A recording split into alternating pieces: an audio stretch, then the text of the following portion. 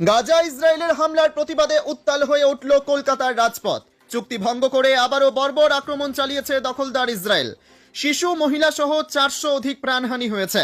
চলছে পবিত্র রমজান মাস, আর এই রমজান মাসেও ইসরায়েলের বর্বর নৃশংস আক্রমণে নিন্দার ঝড় বিশ্বজুড়ে। এবার প্রতিবাদে নামল বামপন্থী সংগঠন ডিওয়াইএফআই এবং এসএফআই। ইসরায়েলের বিরুদ্ধে স্লোগান দিতে থাকে মিছিলে অংশগ্রহণকারীরা।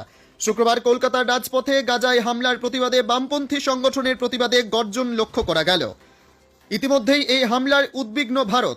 পররাষ্ট্র মন্ত্রণালয় এক বিবৃতি প্রকাশ করে পাশে থাকার আশ্বাস দিয়েছেন।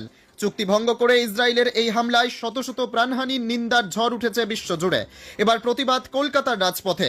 প্রতিবাদের অংশগ্রহণকারী সংগঠনের দাবি, মার্কিন সাম্রাজ্যবাদের মদতে যুদ্ধবিরতি লঙ্ঘন করে প্যালেস্তাইনের গাজার ওপর ইসরায়েলের পৈশাচিক হামলার বিরুদ্ধে মার্কিন সদর দপ্তরে এসএফআই ও ডিওয়াইএফআই রাজ্য কমিটির এই অভিযান এবং বিক্ষোভ।